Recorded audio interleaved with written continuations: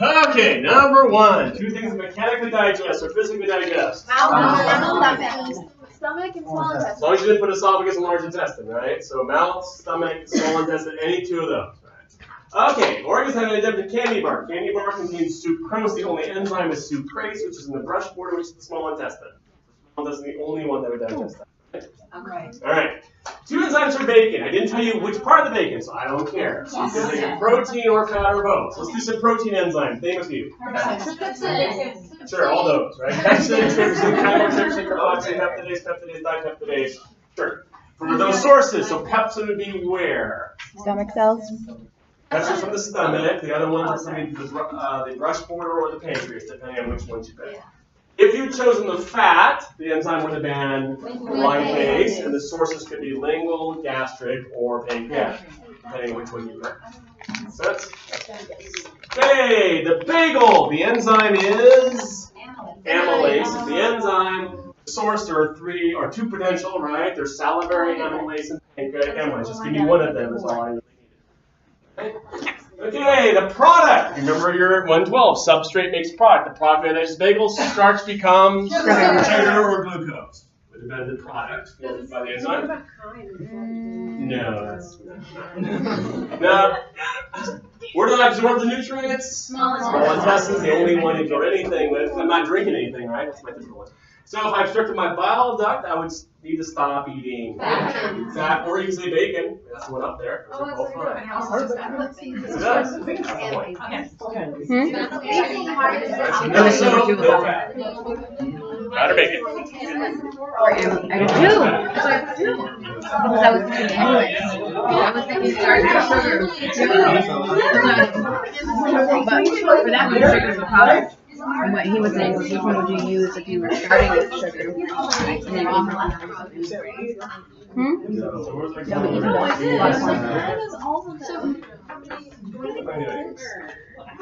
think I got, it was 7. So I got 6 out of 7, it was 86.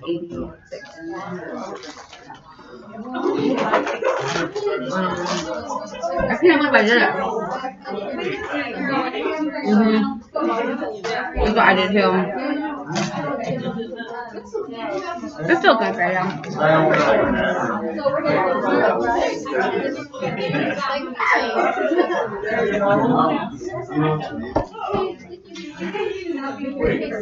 You said no flush. Because your gastric tract is also called like your pharyngeal reflex, and so if you numb it, you won't get it if you push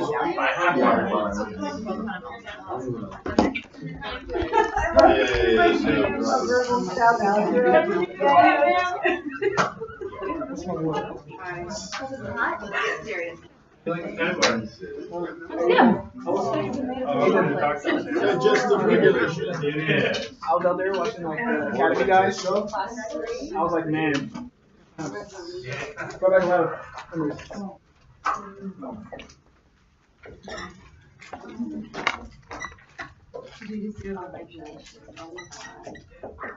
Okay, so the question we're going to answer for most of the day, or not most of the day, is this question: how does the GI tract know what to do when to do it? Because we learned the sphincters last week, we learned the enzymes, but how does my stomach know that it should be digesting food? So we're going to talk about the regulation of your GI tract. So you're going to use that chart you made up, and add some details to how the chart knows when to do what. So you don't need the chart out, but this is going to tell you how you know when you go down the column. All right, so we're going to learn some reflexes. Remind me from 231 what a reflex was. Involuntary response to stimulus, right? Modulation function. So you have reflexes within the GI tract. So there are reflexes within your stomach, within your small intestine, and that would tell them what to do automatically. And these are going to be involuntary responses. Okay? That's also linked to the second answer to this question, which are the phases of digestion. Okay, this is a harder word. What is a phase of digestion? You don't know.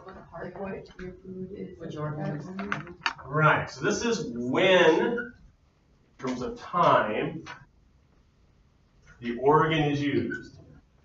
And we'll talk about what that means. So different organs will do different things depending on when they're called on to do something. So I would have reflexes that tell my organs what to do. That's going to be based partly on when the reflex occurs. And the third answer to our question is everyone's favorite from last term, hormones. There are three of them we're going to talk about today. But if you couple the reflexes and the phases and the hormones together, that will answer this question, how my stomach knows to be a stomach. So we're going to just go down this list, and we're going to combine all three things into one ginormous table. So should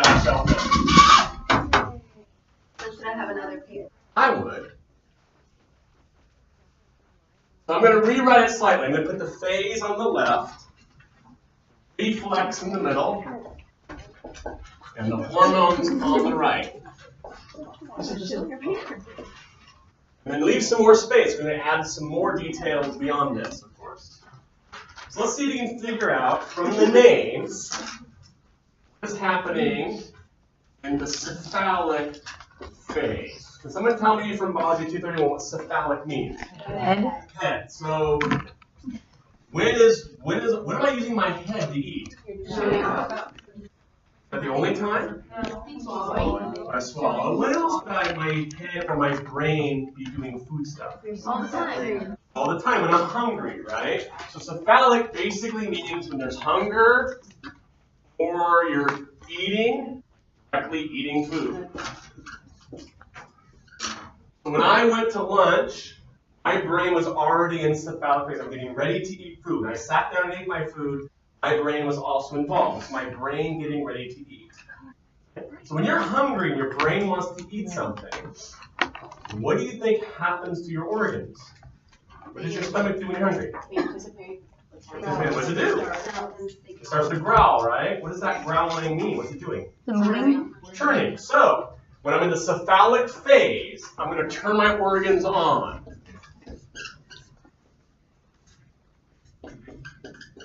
Hence why your stomach growls when you're hungry. Your brain is getting ready to eat and orders everybody to come on. So start up your engines, gentlemen. Right?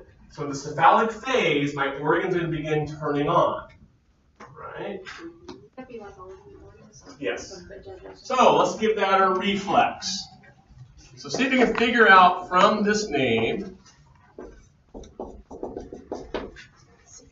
Okay, help me out from 232. Remember the tracks and all that? They had a hyphen in the middle. What does the hyphen represent from 231 2 tracks? Combined, and the order of the words meant something. So if I was in your, spinocerebellar tract, then it went from where to where? Spine up. So the first word was where I start. The second word is where I went. So this means I'm going to go from my cephalic, which is what? We can say brain. That's cool. The brain is talking to what body part? The stomach, because gastric means stomach. So in English, my brain is beginning to talk to my stomach, the cephalogastric reflex. So it's going to turn on my stomach, activate my stomach. So my brain gets going eating, smells dinner, and immediately begins to yell at the stomach what to do. Okay? So that then causes some hormones to be released. The first hormone we're going to talk about. Hormone's called gastrin. Look at that name and tell me where you think it's made. In the stomach. So gastrin is made in the stomach. Nope. The G cells, but for right now, gastrin's in the stomach. It's made in my stomach. So if you remember, hormones have a target. Remember that from 232? Fires. Right? What's the target of gastrin? Not the brain. The stomach. It targets itself. So my stomach gets this message from my brain that you're going to be eating soon. It begins to make gastrin hormone, and it targets itself. Seems completely off. So we're going to add another column here. I didn't think that was that. It's okay. It's an extra row. We added more.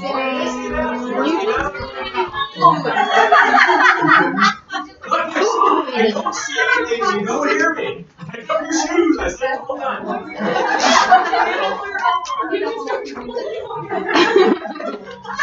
Are you gonna add more? Go ahead and add them now. No. I became a teacher. I'm getting lower paid than a welder.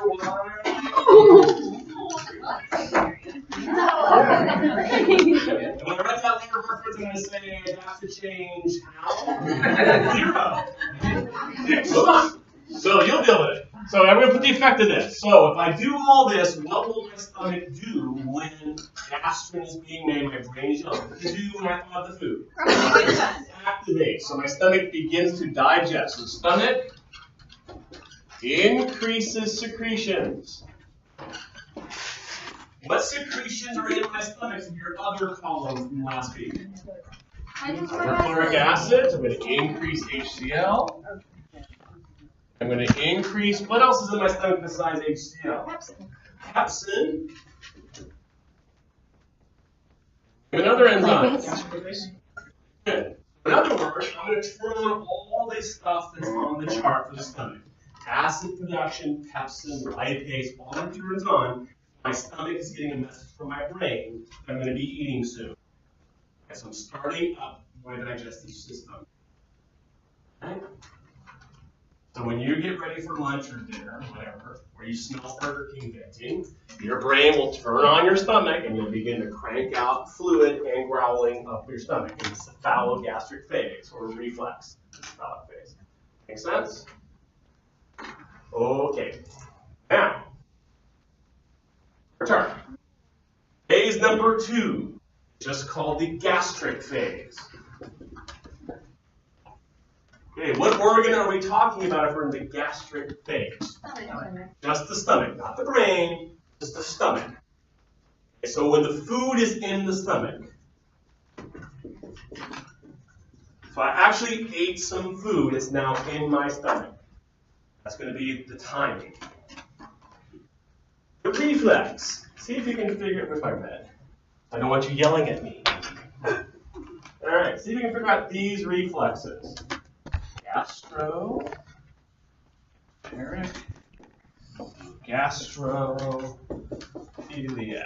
There are 2 reflexes. They occur at the same time. Their names are gastroenteric, or sometimes say gastric, entero, and gastroiliac, or sometimes say gastric ilio. So here we go. So which organ is gastro? Okay. So this is my stomach. It's talking to, where's my entero? Which intestine? This is my small intestine. This is Latin speak for my small intestine. Iliac is also your small intestine, but implies the colon. Being ready for the colon. So my stomach is talking to my small intestine and talking to my large intestine. Okay? What do you think a stomach is telling them? Food is on its way. Food is on its way. So we're going to zip over, we're going to skip hormones for just a second, go over to the effect. So we're going to increase secretions. Right? So what secretions would be in my small intestine when it gets this message from the stomach? Name some of them from your chart. Rush border enzymes. Make more rush border. There'd be more bile, right? What other things are in my small intestine besides rush border enzymes and bile? Pancreatic enzymes.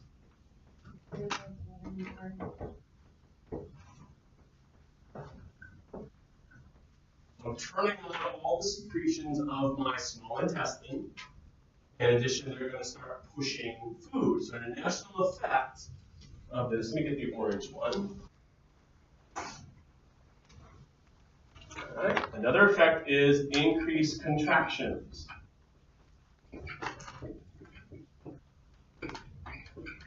So So if there's food in my stomach, all my organs are going to start contracting more to make room. I'm going to shove the food downstream. So everybody contracts more. My stomach, my small and large intestine. Make sense? So when food hits my stomach, everybody has to turn downstream from my stomach. Intestines and everything.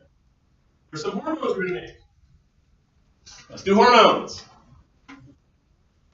So let's do the easy one first. One of the hormones will be secreted.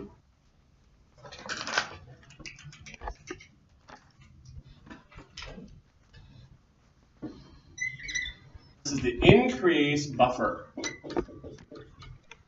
Why would I need buffer? I'm going to start pushing food into my small intestines. Let's review. Where's buffer made? From the pancreas.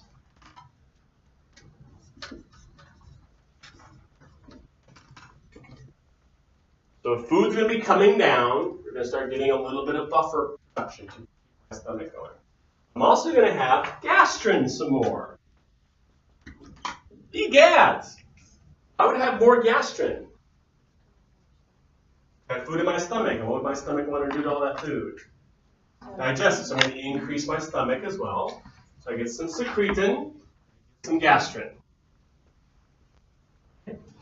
So in my gastroenterogastroiliac, I'm basically turning on my intestines and keeping my stomach digesting food. Because food's in there. Make sense? Yes? Does the secretin just go to your stomach, or does it go to your small intestine? It goes to the pancreas and then releases it to the small intestines. The buffer being the small intestine, not the stomach. Let's do our last phase. I'll show you an animation of this process. So this one is called the intestinal phase.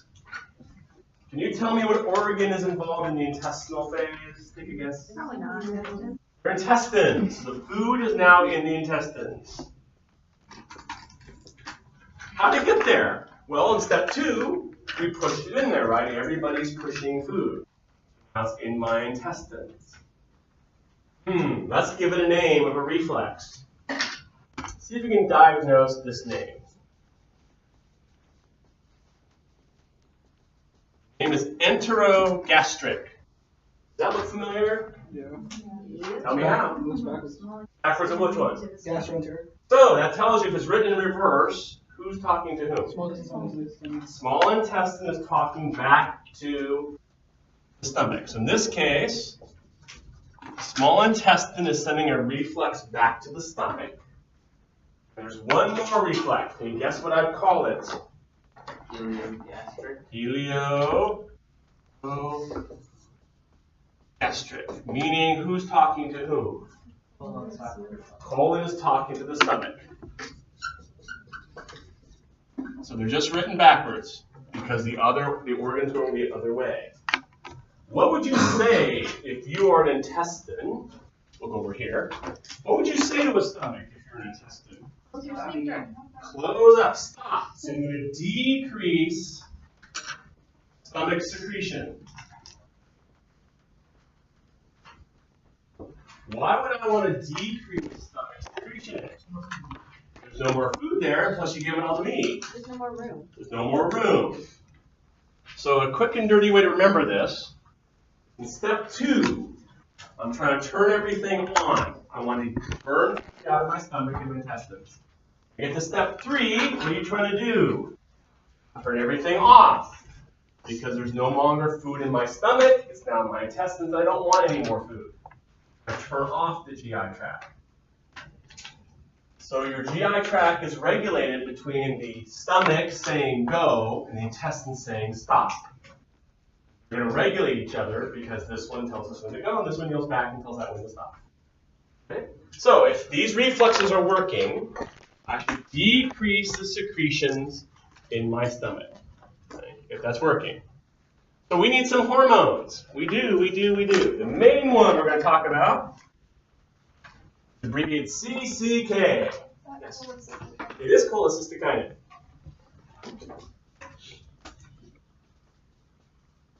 A test, you can write CCK, don't write CCR, and call it cholecystokinin. If you know your medical terminology, though, chole is what?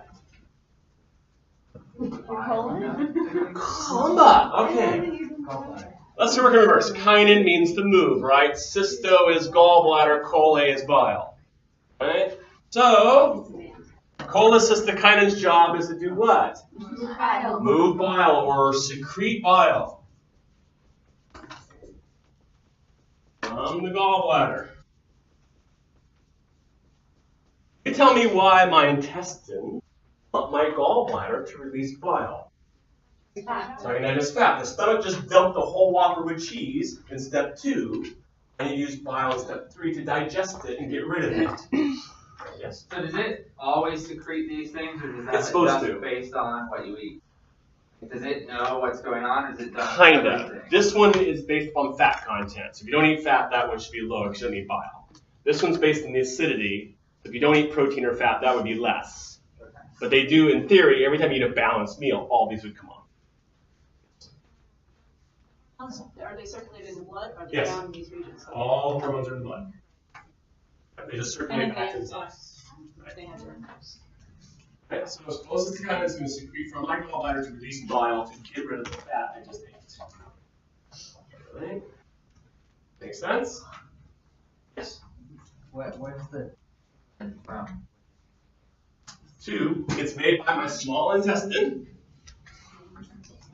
and it goes to the gallbladder.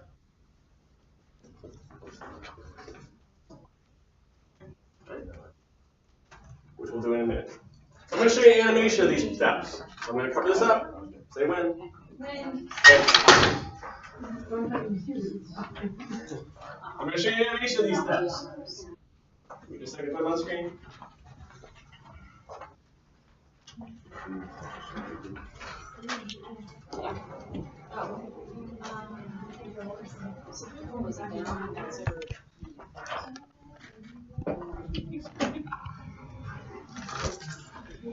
So those are carrots. Why is there no sound? No sound? I don't think it's. Okay, here it is. I know. It's large. 3 phases: cephalic, gastric, and intestinal. Okay, so this means the phase is when you're eating, right? So cephalic is I'm thinking about food, I'm dreaming food, I'm imagining food, I draw bacon. Right? Gastric is when I'm actually eating the food, it's in my stomach. And intestinal is after it's passed from my stomach into my intestines, after it's getting downstream. The timing. In the cephalic phase, the taste or smell of food, tactile sensation of food in the mouth, or thought of food sends nervous impulses to the medulla Remember oblongata. that from last time? These impulses cause parasympathetic neurons via the vagus nerves to stimulate secretion of hydrochloric acid and pepsin in the stomach. Right, so this is my brain saying I want to eat. It kicks in the cephalogastric reflex when I innervate my stomach. Stomach's going to start making secretions because the brain's anticipating the Whopper with cheese in 10 minutes. So it starts to growl, starts to release acid and pepsin. I'm getting ready to do my job. So I anticipate that's the growling of your stomach before you eat. Right? Sense? The parasympathetic stimulation also results in secretion of gastrin from the lower part of the stomach. This hormone travels through the bloodstream and further stimulates hydrochloric acid and pepsin secretion in the upper and middle parts of the stomach. So gastrin's the main hormone. These beginning phase. I'm turning on my stomach, so I'm turning on my gastric area. So gastrin would go up. In the gastric phase of gastric secretion, food has entered and distended the stomach. So I just ate my Whopper with cheese. Now the food's in my stomach. I'm going to shift to the gastric control. The stomach now is going to run things for me. This distension activates a parasympathetic reflex via the medulla oblongata and also has a direct stimulatory effect on the gastric glands. The result is continued secretion of hydrochloric acid and pepsin. We want to digest the food, so my stomach's going to keep going. In addition, it's going to start yelling down. In the intestinal phase of gastric secretion, chyme has entered the duodenum. Here now I'm shifting gears to my intestinal. The food is sliding down the tubes. Now my intestines are in control. Okay? So gastric secretion is no longer needed. When the chyme contains lipids from the digestion of fats or contains enough hydrochloric acid to bring its pH below 2, gastric secretion is inhibited. So read that again, right? So when the food has enough in it to change my intestines, gastric secretion is what?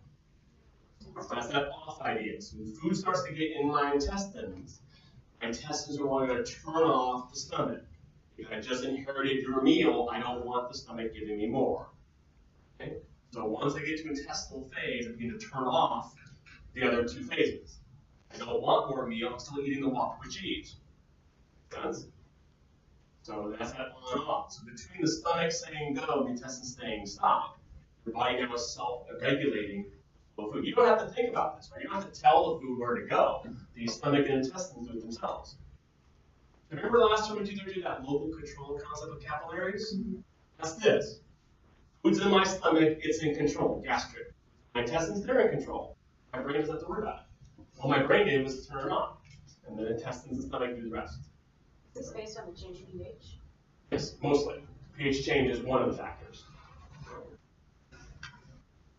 The lipids and hydrogen ions inhibit gastric secretion by 3 simultaneous actions. First, they cause impulses to go to the medulla oblongata to decrease parasympathetic stimulation of the gastric glands. Secondly, they set up local reflexes via neurons in the wall of the gut that decrease gastric secretion.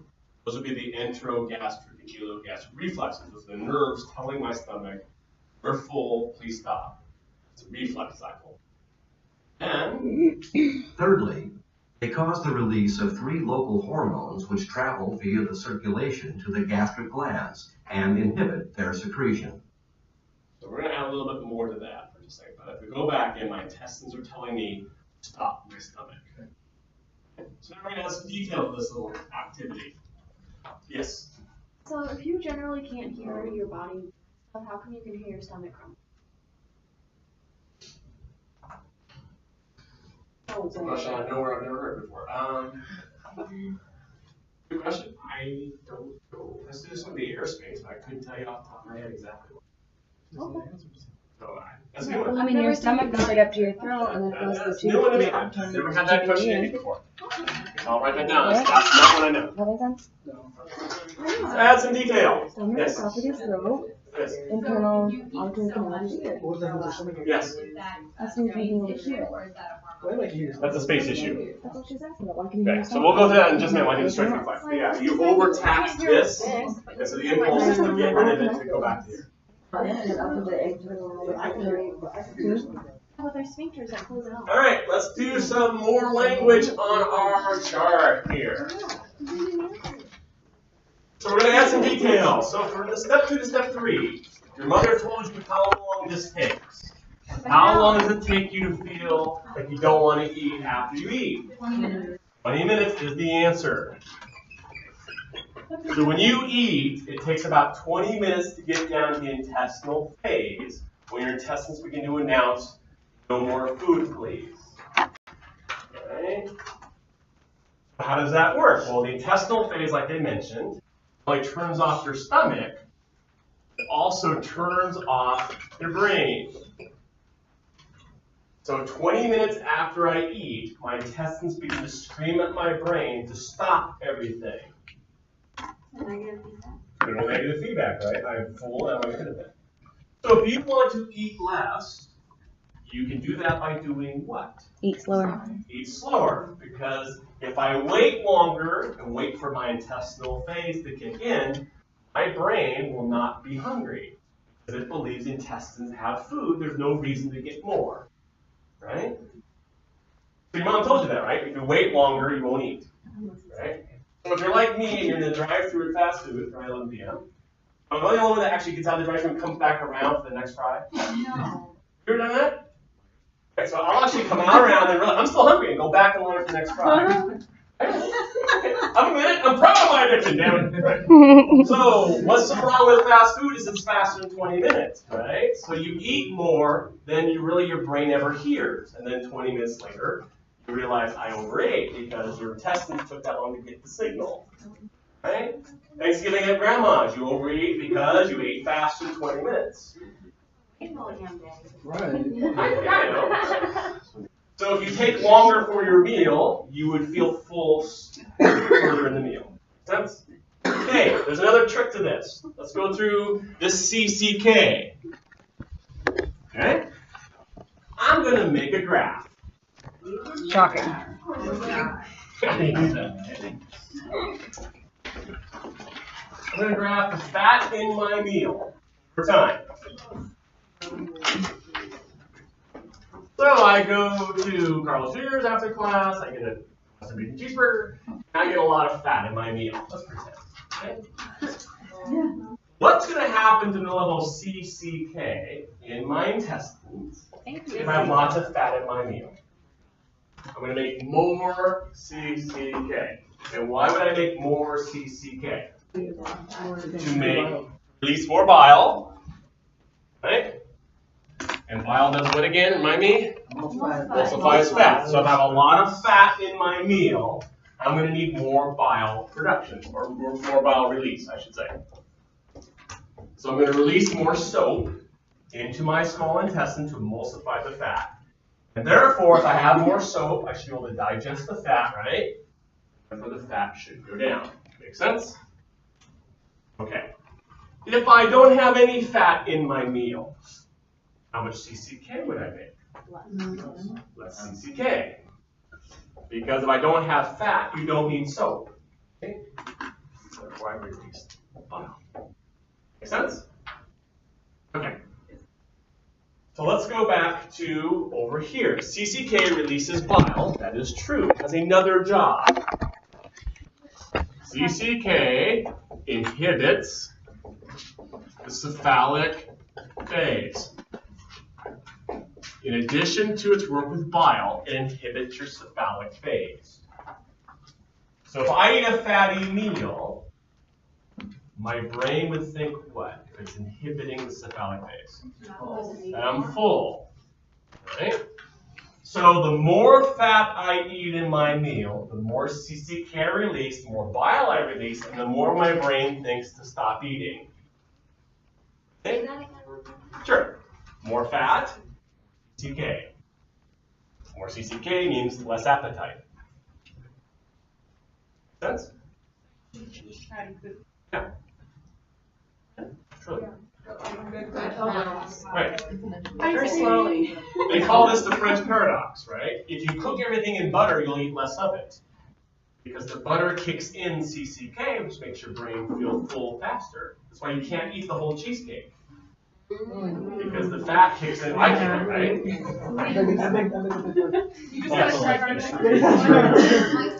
What about people that get their gallbladder out? Like, how do they break down fat? CCK would be the same relationship. The only problem is they can't break down the fat. They get less bile release. But they would still get the same CCK purge. They would still, like, make bile. They can make bile, they can't store, so they only have a little bit to use. So they have to, they can't have a lot of fat in their meal, otherwise they don't have enough soap. The effect of the brain is the same. Why do you feel so sick after you eat a lot? I don't, but okay. Right. You really, like, no, yeah. That's like bad fats versus good. I mean, like chewing on lard kind of fat, or just eating like No, if you eat ice like cream. a bunch of Yeah. nobody else.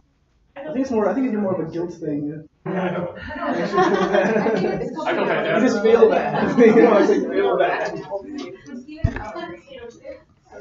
think it's the sheer value. Yes.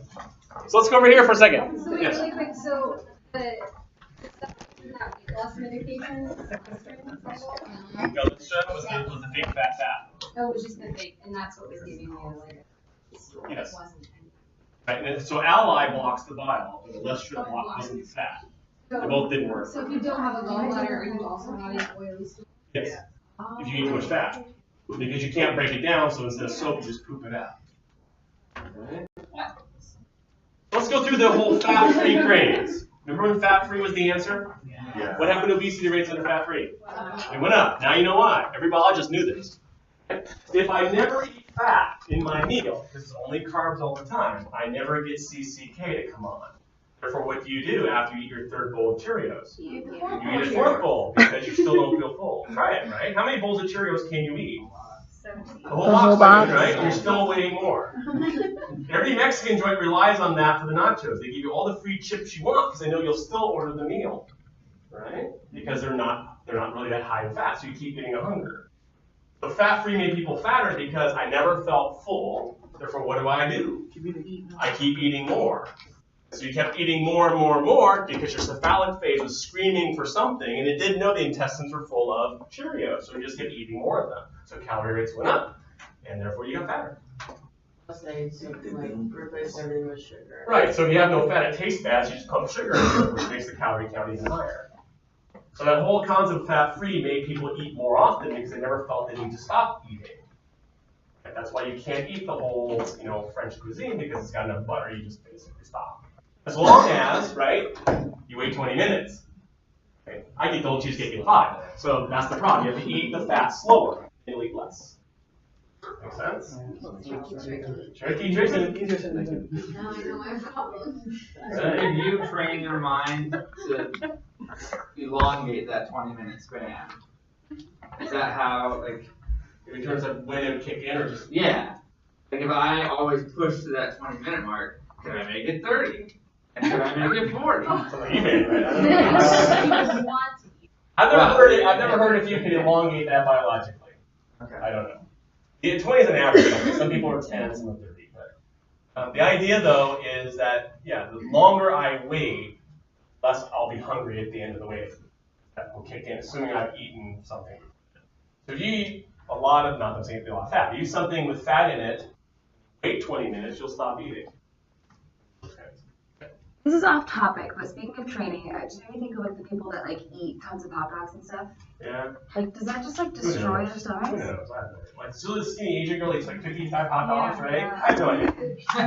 It defies this at any level. Okay. Because they're shoving it in what, in a minute? Yeah. You know anything you want for a minute, right? I mean, imagine their stomachs must just get so crazy stretched out. I have no idea. What if you know? Maybe I don't know. You have to know everything. So do okay on this regulation of fat. It's like a pen dispenser. Just hurts you.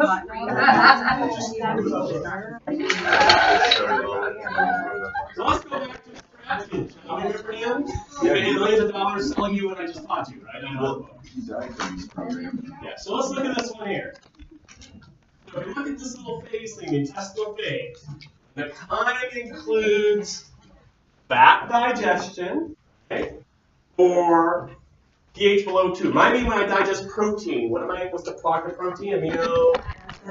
So the more protein and fat in my meal, the more of these two things I'm going to have. More fat in my intestine, and more acid in my intestine. What do intestines say when you give them fat and acid?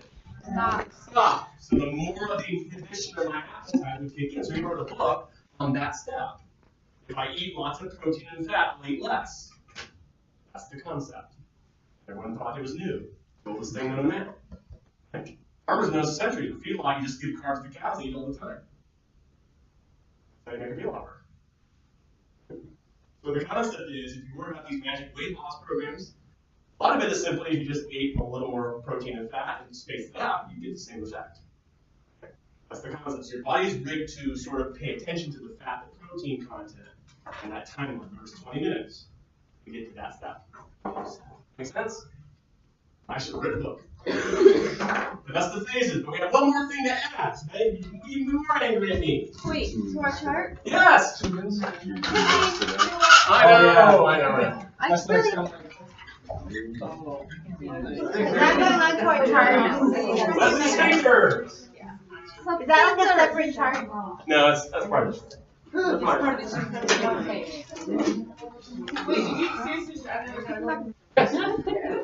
Okay, Is that the last one? Is there going to be a lot listed under there? Trust. I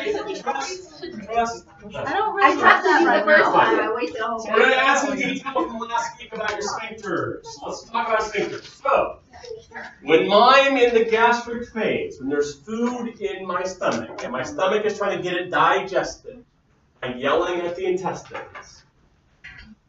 What will your caloric sphincter be doing? Close, open. It's going to be opening. Open. Okay, so remind me where your caloric sphincter was, between the what and what? Between the stomach and small intestine. So if there's food in the stomach, I want to push it along. I'm going to open the caloric sphincter. I'm going to open the door to get the food to go to the intestine. Right, so my goal is to get rid of the food. Right? Can you repeat that? Sure. My goal in the gastric phase is the digestive food. So I'm going to shove the food through the caloric sphincter into the small intestines. So what do you think small intestines think of a caloric sphincter? I hate you. Therefore, what does the intestine tell the caloric sphincter to do? Turn off or close.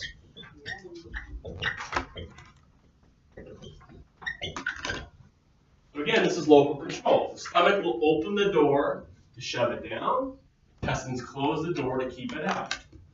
Turn on, turn off, turn on, turn off, turn on, turn off. So the caloric sphincter is regulated by these organs to direct the food in and out. Right? Let's keep going. There's another sphincter that would be dealt with in this phase 2. What other sphincter from your list might be involved in that phase? The ileocecal valve. What do you think it's doing when the stomach is yelling go? It's going to open. Because the stomach's trying to get everything to work. And what do you think it's doing in the intestinal phase? It's going to close. So again, the second phase, everything's on. Third phase, everything's off. It's kind of the logic of this. So we open the doors and shut food down. We try to shut the doors and keep food in. Well, there are hormones that control all that stuff too. They're actually part of the reflex arcs. So they're an intro. They're my reflexes. Is this on and off during the stop? Peristalsis? Yeah. Peristalsis is the effect of this one. So in gastric phase, their intestines are peristaltic. They're going, right? So the peristalsis would be on here, this would turn off the peristalsis here. Now we're trying to turn. So the peristalsis is regulated by IVs. Right? So let me show you an animation of this process. Give me just a second here. It's on the screen. This one is actually kind of quirky. Is it like mouse party? No, it's not as good as mouse party. That's why Nothing can ever be as good as mouse party.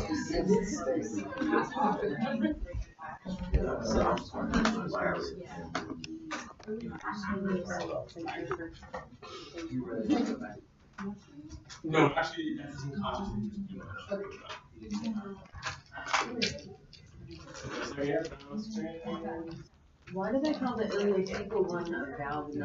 Because it's actually not a tube, it's a flat. I did not like this animation. I cannot blame you.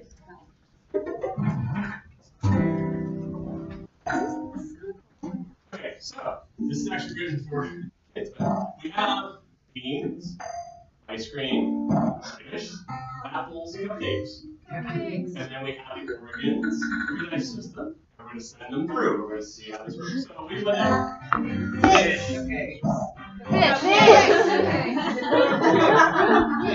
All right. So.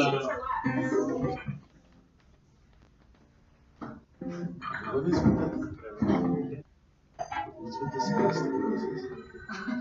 And here I'm in my gastric phase, right? I'm making keep the music now. I'm going to start pushing food into my intestines. I'm going to open the caloric sphincter. I'll let it in there, right?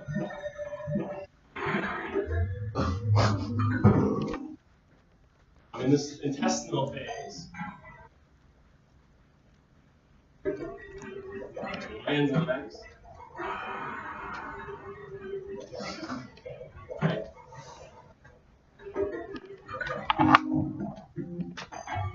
This is kind of keeping moving. What do you, those are villi, right? What are you going to do? That bothers me.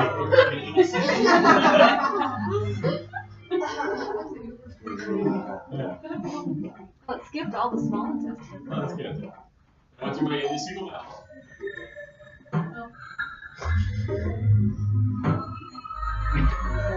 think it's the music.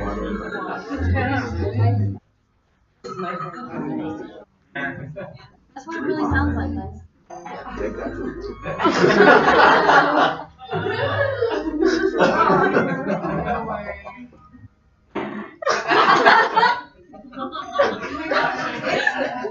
Wow. That's so gross. You see it? Okay, besides the whole entertainment factor, right? The concept here is you think about what's happening is your brain wasn't involved in any of that, right? It's that local control. So once I swallow the food, the organs take over. So they open and close the valves in rhythm, or sectors. They make the secretions turn on and turn off, and my brain just stays out of it. My brain just told me to eat. And then the organs do their own thing and self-regulate. So as long as they're working and talking to each other, that should happen. Okay? So someone want to do fish? Yeah. Real fish. Sorry. You're chewing it? Fish. Just chilling out your mouth. We didn't chew the cupcakes. Ready to spin it, ready? Now a gastric phase.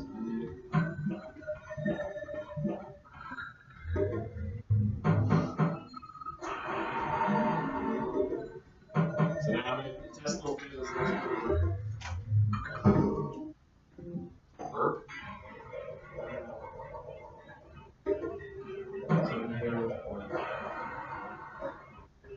Oh, who's that? Mr. Bile! So this would be CCK, right? I have to have CCK turn on, start releasing bile, so this would be a fatty meal. So I have this intestinal phase, I'm going to use more CCK to do that. And then here comes lipase, actually break it down. I'm feeling full right now. So the creepy little grammar guys.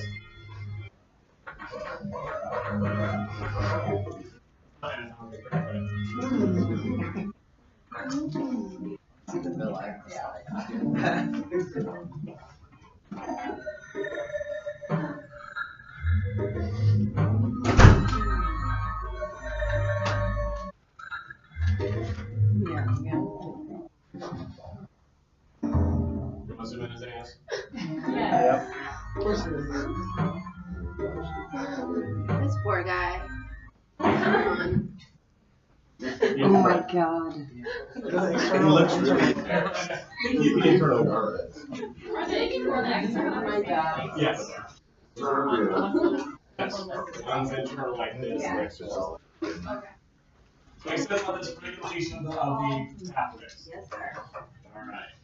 So I'm going to add one more graph to this. It's not on your chart, so you don't have to yell at me now. I'm going to make a different graph entirely. I'll explain all this.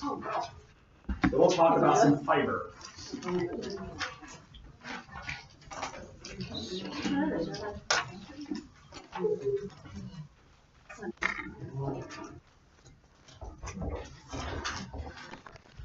It's called the stretch response.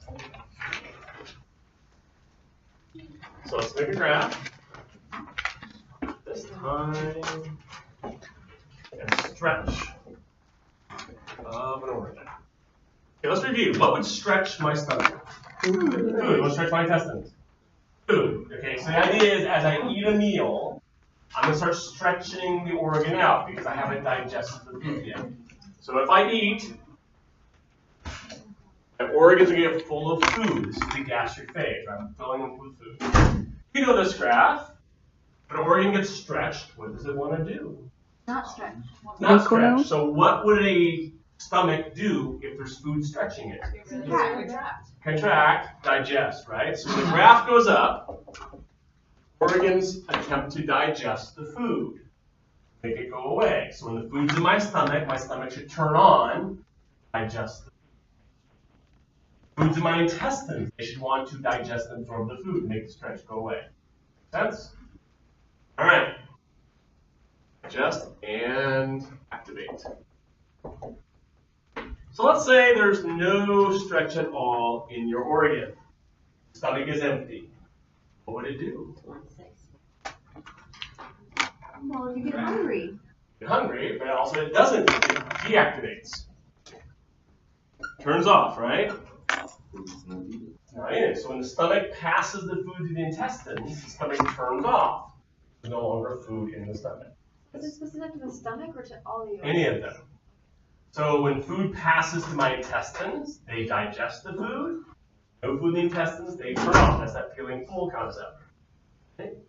But now I'm going to add a different level here. Let's talk about fiber.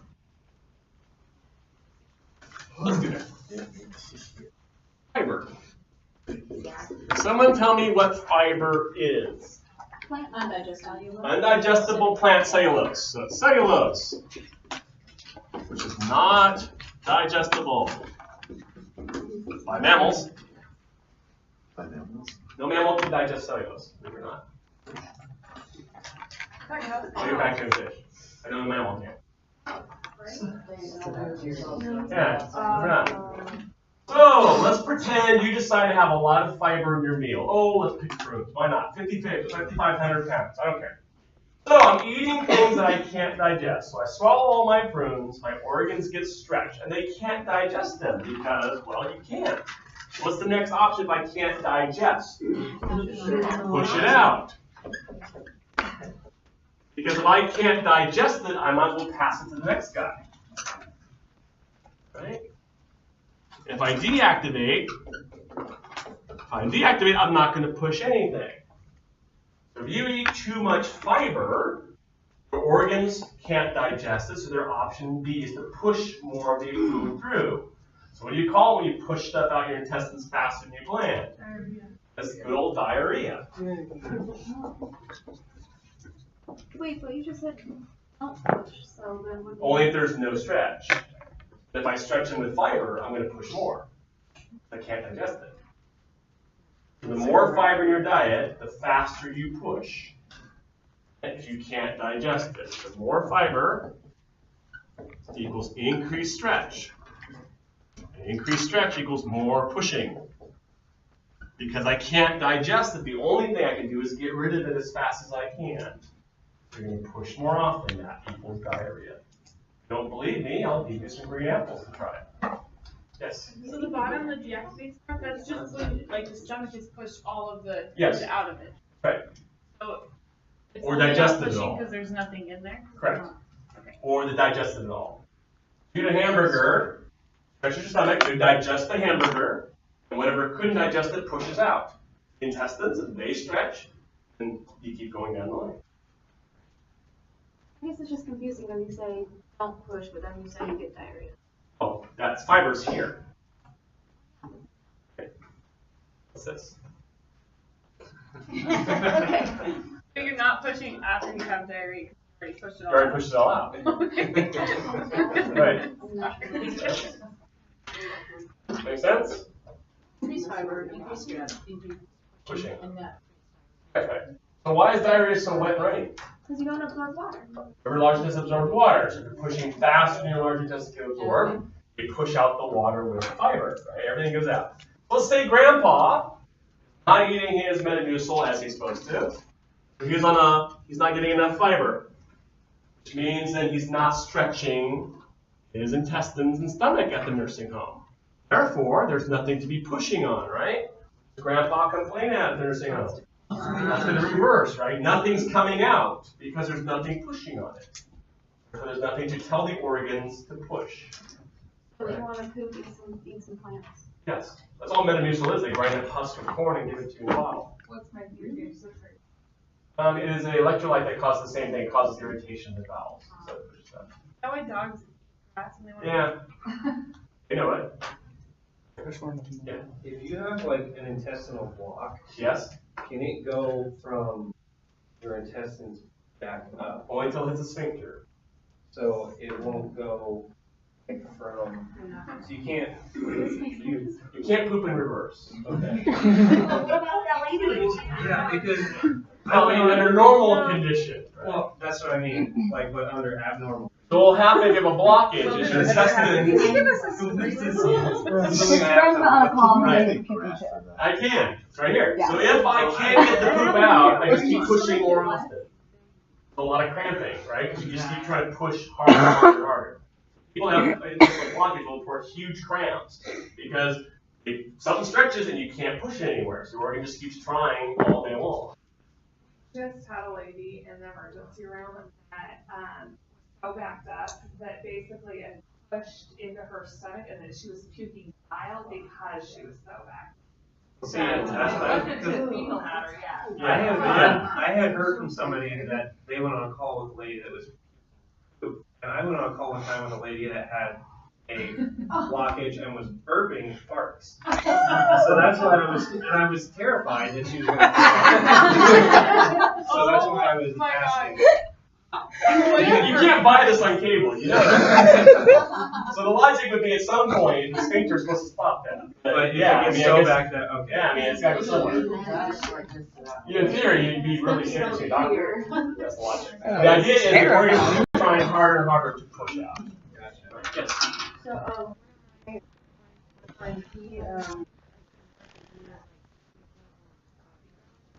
That's usually blood. Yeah, so coffee grounds normally is what blood looks like we digested. It doesn't have to be. He was probably bleeding somewhere.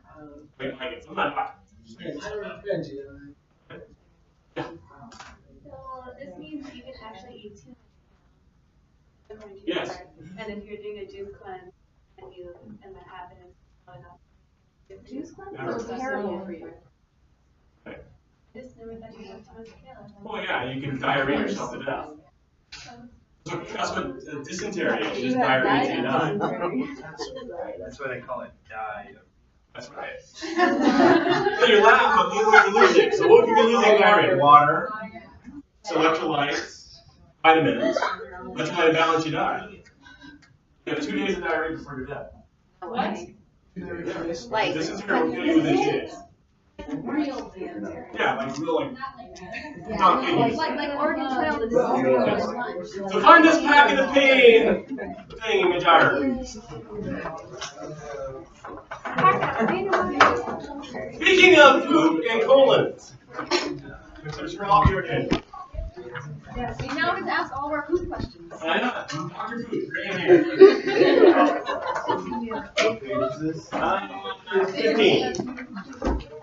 15. Are we gonna finish working? No. Actually, yeah, one more thing. That's something was on your test today. This is page 15 of mine.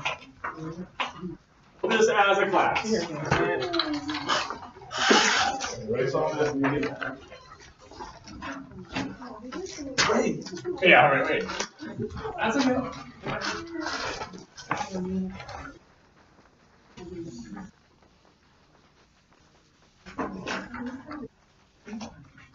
So here we have this Dolores woman, and she's complaining of cramping in her lower quadrant, constipation, 30 minutes. Ooh, look at that, about an hour after she eats. So tell me what's happening about an hour after you eat. What phase are you in about an hour after you eat? Intestinal phase, right? So that would have been at that 20 minutes. So the food's in her intestines when all this happens. And then we have all these bad things. So what organ do you think would be my lower quadrant an hour after I eat that deals with constipation? The large intestine. These are going to be her large intestine, aka colon. She's having a problem with her pooper. Right? That's a scientific word. So an hour later, we're in the large intestine. Probably, or at least past the stomach. Okay. So notice it says about 30 minutes. Right? An hour, so that's implying it's intestinal phase, and I'm starting to try to get it out of there. All right? So why is she worse after a meal? What phase is that? What phase is after the meal? After eating? Okay, so you're going to have gastric to begin with, but that's not the reason this one's bad. Wait, let me go back. Intestinal? Yes, intestinal is the best answer. So I said up there, right? The intestinal phase is where she is. Now we have to do a reflex. So we have to do a reflex. What reflex is making her intestines? I'm sorry, coming back to the thing. Most of it within the first hour. Yes. First hour. How fast does food get through the small intestine? About an hour. Depends what you eat. That takes longer. That takes an hour to go to the stomach alone. So wouldn't the answer to number one be small intestines? So it's within the first hour? After the first hour? True, but it would imply your constipation problems if we're going with this one. So this is all the intestines being affected. This one's primarily the large intestine. So she's in the intestinal phase after about an hour, give or take. Let's do some reflexes. So what reflexes might be affected in our Dolores person? Enterogastric, ileogastric, those ones. Okay. So she's having a problem with her intestines saying stop. That's why she's cramping. Let's figure out why her intestines are having a problem turning everything off. Let's see. She doesn't eat. She's fatigued. Ooh. Bright red blood in her stool. Is that good? Say ye. No. So what does that mean for number 3? What's that blood in the stool signify? You're bleeding. You're bleeding. So she has a problem turning off her intestines, and then she's bleeding. So it has to be lower, otherwise it would have been digested by then. So what organ might it be bleeding in to be in her stool? Probably the large intestine again. Because the blood's actually coming out in the stool, not just being digested upstream. Make sense? So let's figure out this bowel sound thing. So let's look at the stool size first, not that you care.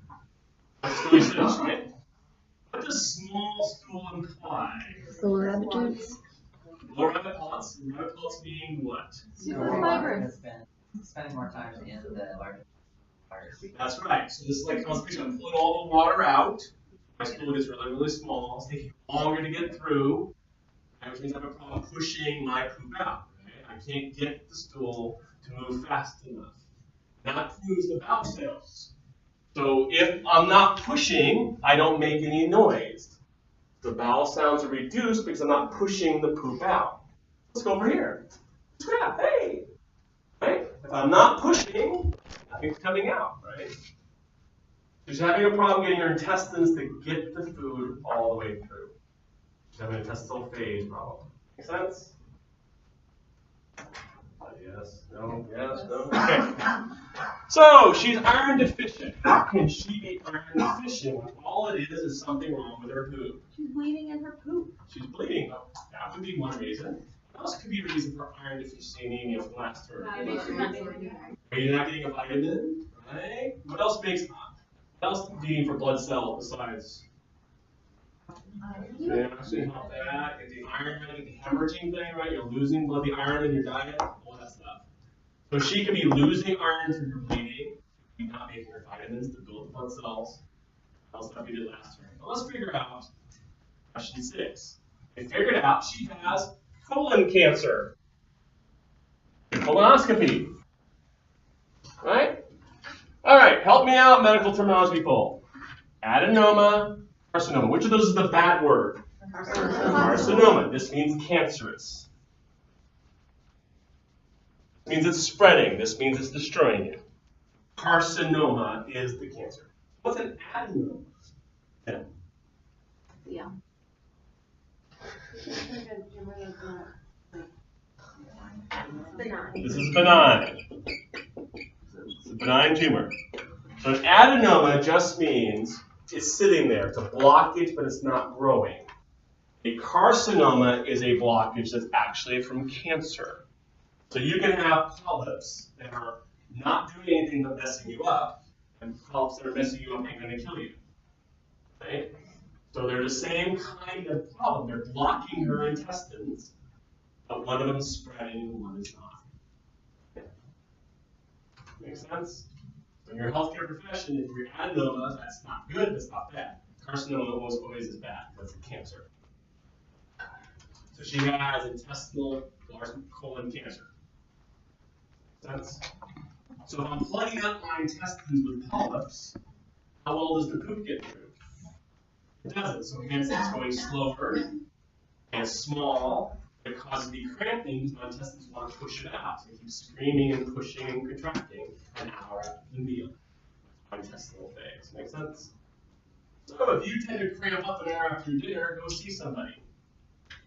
Because something is wrong with the intestinal phase. So what about food? If your food is already The vomiting kind of diarrhea. Because it's both the same answer, just different place. So if you eat something bad, and it's a vomiting type of food poisoning, you get this. So let's say you eat something that is a lot of bacteria. Bacteria chew on your stomach lining. Your stomach interprets that as a stretching, because the only thing normally that stretches the stomach is food. So if I overstretch the bacteria, the instinct is to push, or if you overpush, one way you can get rid of food is where? So I could vomit it. So when you irritate the stomach lining, one way the stomach deals with it is just to vomit out. That's why you throw up when you drink. The alcohol dehydrates the stomach lining, it thinks you're overstretching it, and so you throw up on somebody. But if you get past the stomach and your intestines, they can't throw back up. The only option they have is to throw on down. So they just push everything faster to get rid of the stretchful bacteria.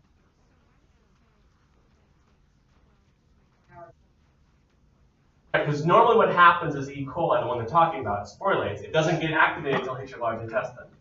For most people, it's within half a day, roughly, when you ate. So it takes an hour to get out of your stomach.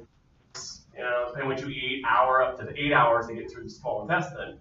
And what's left is about 10 to 12 hours later is when it's actually hitting your large intestine, making it irritated with you and pooping out.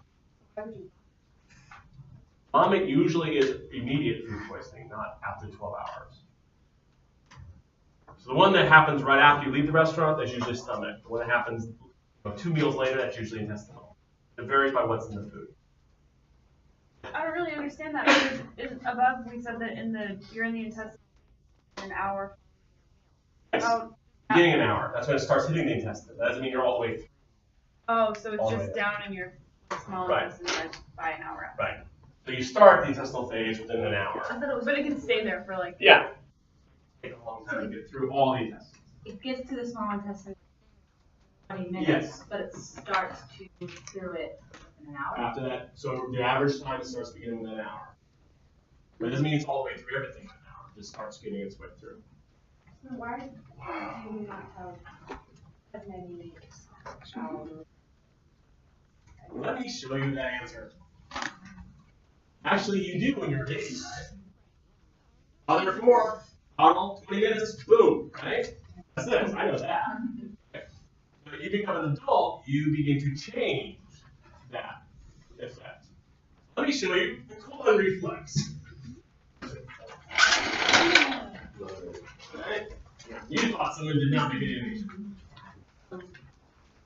The presence of food in the stomach and gut in the duodenum stimulates mass movements in the colon. Now this would be that gastric phase. My stomach is yelling at my colon to move food, right? Yeah. Mass movements are integrated by the enteric plexus. They propel the contents of the colon toward the rectum. The presence of feces in the rectum stimulates parasympathetic and local reflexes that result in defecation. So this is again that kind of stretch idea. The more I stretch your rectum, the more poop you want to do. The trick with the thing is, that's all based on what I taught you. So the stomach gets food, orders the large intestine to move. When you're a baby, everything just, because it's mostly milk, everything just slides through right away. 20 minutes after your bottle, stretch the rectum. It's involuntary because you haven't learned to control it, and you poop immediately after every meal. Okay? When you become an adult, what's happening is A, your food is more solid, so it takes longer to move it. And B, you're getting longer and longer to control that stretch. So you're just inhibiting the stretch more often. And you combine all that, you end up with people pooping once or twice a day, so that can be bottle change with the baby. But they're showing you that it does work. Every time you eat, this large intestine has to push too. Right? You just withhold it more. Yes? So why do babies randomly? That's their sphincter on the LES. It's not trained yet, so it doesn't know how to do that. That's why they hiccup all the time. The guy doesn't learn how to not hiccup. That's okay. It's our regulation of these phases. Yes, no, yes, no, yes, no, yes, no. So now the hard part begins. Yes. Find your packet of paper. It's found. And then let's turn the page. You will see a sheet that looks like this. I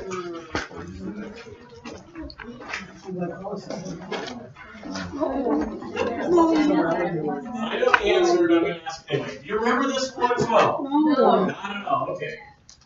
So if you remember biology 112, we had glycolysis, we had Krebs cycle, electron transport chain, right? That's how you're making energy.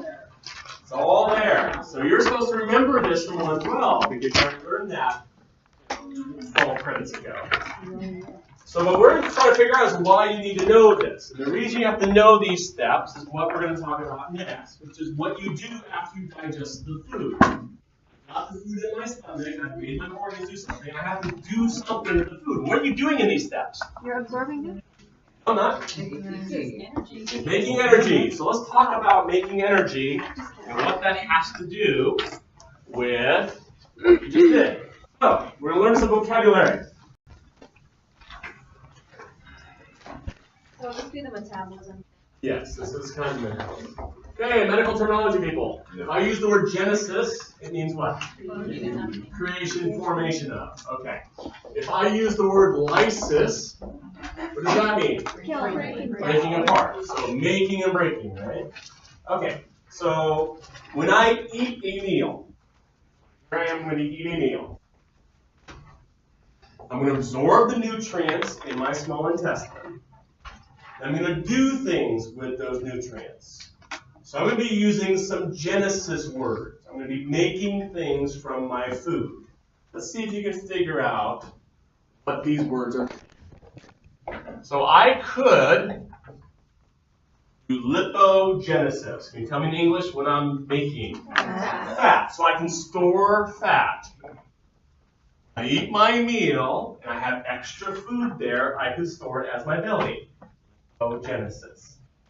I'm going to store the fat away. Try this one.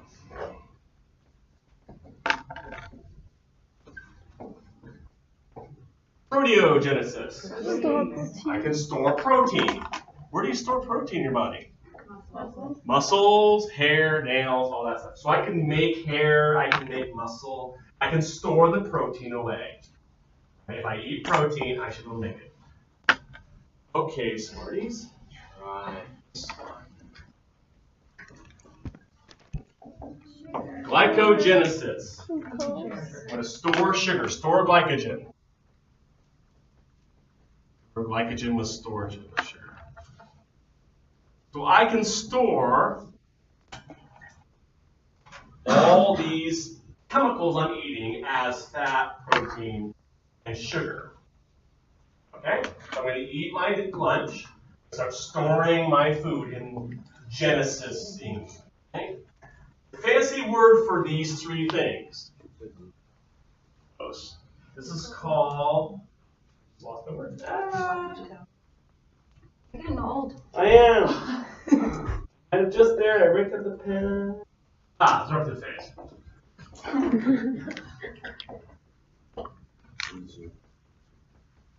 So this is called the absorptive state, absorptive phase.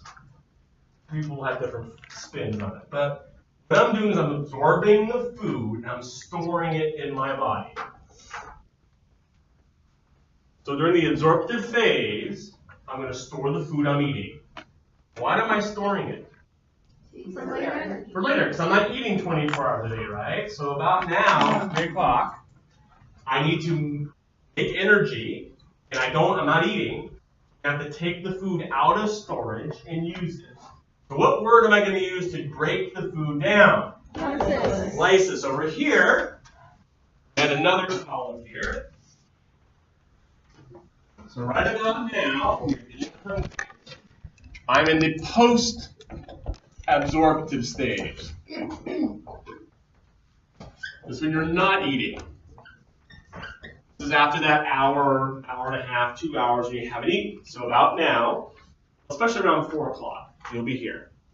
Your body would have run out of food, and now I have to get energy from my body parts. So I'm going to start breaking things down.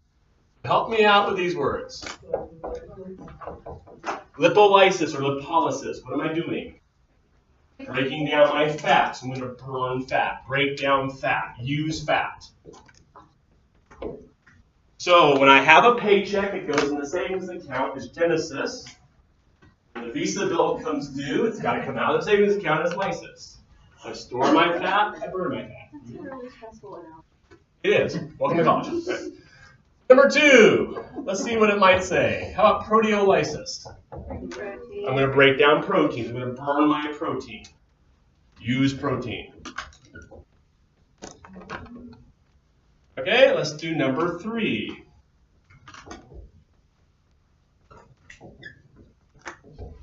Glycogenolysis. What's that mean? I'm going to use my glycogen. They put the O in there, so it's not glycogenolysis, they do glycogenolysis. But I'm burning my glycogen, I'm using up my sugar. Right? Yes, because this is glycolysis, this is glycogeno word. And so why am I using these to do what? To make ATP. I'm making energy. So let's pretend you decide that starving is a good way to do weight loss. It's a full issue. So you don't eat, and so your body has nothing to store, and you're still trying to stay alive. So what are you going to do if I don't eat? I have to start burning my reserves. So what parts of your body will go away if you don't eat? I'm going to start burning my muscles to make energy. I'm going to burn up my glycogen, my sugars. And last and least, I burn up my fat. Stay alive. So you shrink, right? Because your body's burning these to get to that. Make sense?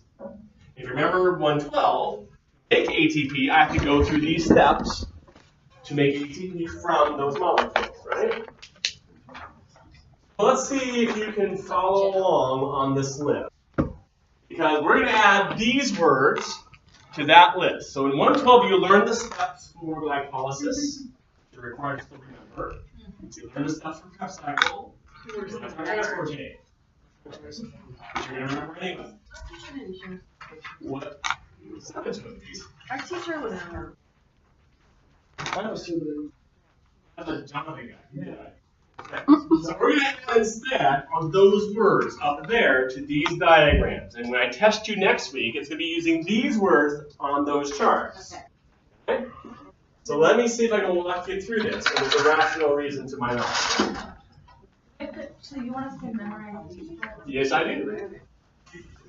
Well, you knew them in 112, right? So, let's figure out what these do. Kinase. Does anyone know the enzyme kinase? What it means? Is this a general term? It is. For everything? Kinase means dealing with ATP. Kinetic energy is kinetic. So ATP. So if you see the word kinase, enzymes dealing with ATP. So look at step 1. What do you see happening in step 1 there? I see ATP. So what enzyme is doing step number 1? That's a kinase enzyme. Because it's dealing with ATP. So when I go from glucose to glucose 6-phosphate, I'm using a kinase enzyme. All right. So we have some more enzymes here.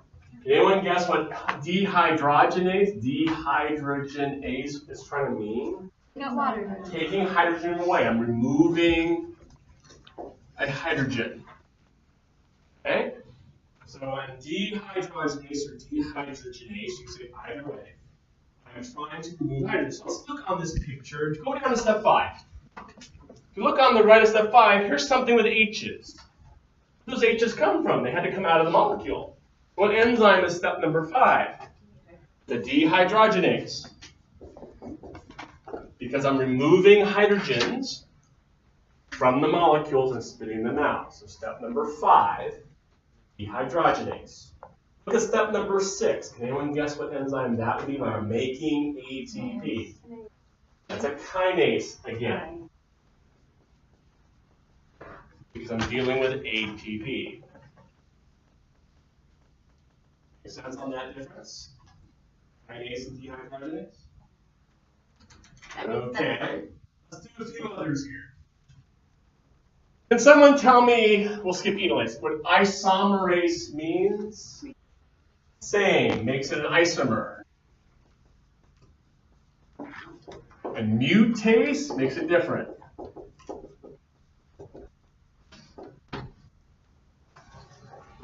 So isomerase and mutase. So I want you to look at step number 2. What is the substrate receptor? You have glucose 6-phosphate, and this one is fructose 6-phosphate. So does anyone know glucose and fructose? Those are isomers of each other, believe it or not. Which enzyme would make them sort of the same? Isomerase. So step number 2 is an isomerase enzyme. It changes glucose into a fructose. Roughly the same. Roughly good. So I'm going to set this up a little bit so you can see it. Go down to number 7. Okay. Can anyone tell me what you think 7 would be from a 3 to a 2? They're actually different. The mutase. And you don't have to know that except for me telling you. And look at the very last step, number 9. Anyone guess what enzyme is on number 9? Kinase again. Because ATP. So if I fill all this in again, I'll try to make it so it's on the screen. Get smaller so it fits. Like that. So enzyme 1 was a kinase. Enzyme 2 was an isomerase. Enzyme was at 5. It's a dehydrogenase. And which one do I do? Enzyme 7. And enzyme 9 was kinase. You have 6 too. Oh, sorry, 6 kinase, sorry. So what you're going to do in this next week is you're going to memorize which enzymes are used in glycolysis. So glycolysis uses kinase, isomerase, and dehydrogenase and mutase. You're going to memorize those names on that picture. So just to be clear, you want us to be able to see a chart like that and then be able to match it, or do you want us to know every single word in the original? Well, you're supposed to know that from 1 to 12, right? I mean, yeah, will there be a chart that's blank, or will there be a chart that has the word? And then we would match it with the info. We're asking if I'm using the big boxes. Yeah. Yes. Like, is that, do we know that it's fructose to diphosphate on the chart? You know? Well, when we get to the case that they use it, you'll see how. You're not doing endless. No, before you get your verses up, we're not done yet. Do we have to do this for Krebs and other people? Yes, we do. Go to the page. We're required to. Do we have to know if we... No, only ones are listed. But then we're going to do the same exact thing on this Krebs cycle. But we're going to, I already told you all the days, pretty much. We're going to fill this in together. See if you can figure out the names on Krebs cycle. I'll make it a little bit bigger for you. We're going to fill it in one at a time. All right. Look at step number 1. Right? Step number 1. I see H's coming out. So what do you think enzyme 1 would be? Very good. Because H's are coming out of the molecule. All right. Now 9 to 2 is actually a different enzyme. It's called synthetase or synthase. Can you guess what synth means? Oh, together. They're putting together. So I'm taking 9 and making 2 out of them, putting them together. So I'm synthesizing. 9 and 2 is 9 to 2 is synthase. Okay. We're going to skip down to number 3. Anyone look at number 3 and hazard me a guess what that enzyme is to do step number 3 to 4? Dehydrogenase. And how did you know that? Because there's H's coming off. You see another one that has H's coming off. That's right, 4 to 5. 6 to 7. And then 6 to 7. And 8 to 9. Very good. Every place you see something with an H, it's going to be a dehydrogenase. Is it from 5 to 6? So I have dehydration. We have it over here, 3 to 4, 4 to 5, 6 to 7, 8 to 9. Could there be multiple enzymes using one step? Only one enzyme. That's a couple of So far so good? Sorry, can you say again, what does synthase do? Coming together. I'm taking these two and making that. We have one more to add to this one. Look down on step 5 to 6. What do you see? I see P's. Which enzyme would probably mean P's? Kinase. The fancy word's here, but you can just say kinase. Normally it's thiokinase, but kinase is good. So we're dealing with ATP, GTP, GTP, all those P words are kinases. So for your study, what enzyme is the most common one used in Krebs cycle if you're looking at the chart there? Dehydrogenase. So Krebs cycle removes hydrogens from most of the molecules. Okay, so you go back to step 1. Right? That's dehydrogenase from step 1 basically all the way through back to 9. So dehydrogenase is a very common enzyme. Where's the between 5 to 6. dehydrogenase and 6, 7, 8 to 9, 1 to 9, 3 to 4. So on a test, the way I would learn this is memorizing which ones are the most common enzymes each one. So in Krebs cycle is mostly dehydrogenase. Mostly. So nothing between 2 and 3? So Nothing you have. So in glycolysis, what was the most common enzyme we saw? A lot of kinases, right? Okay. Now let's go to the ATC. The very bottom picture.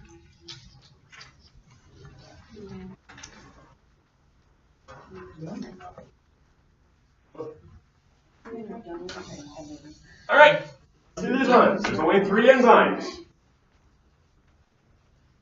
So let's do the easy one first. Scroll over to the far right.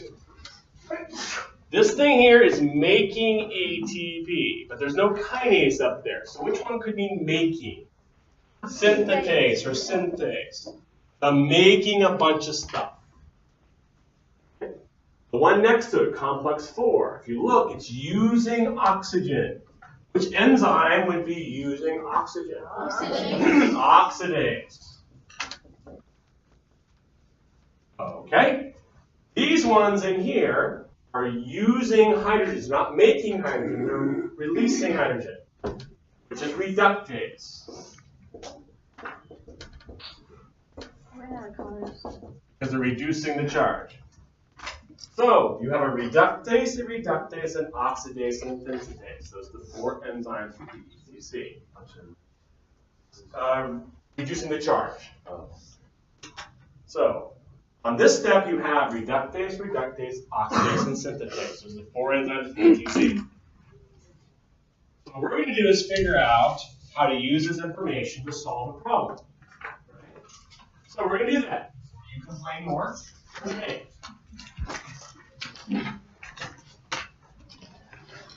Actually, go 2 pages. Page 21.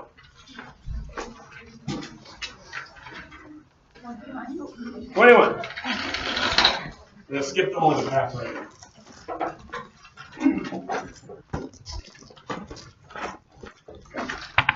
Alright, so this is a case study on some diet and some cooking and some culture. So get you down. Thymine, B1.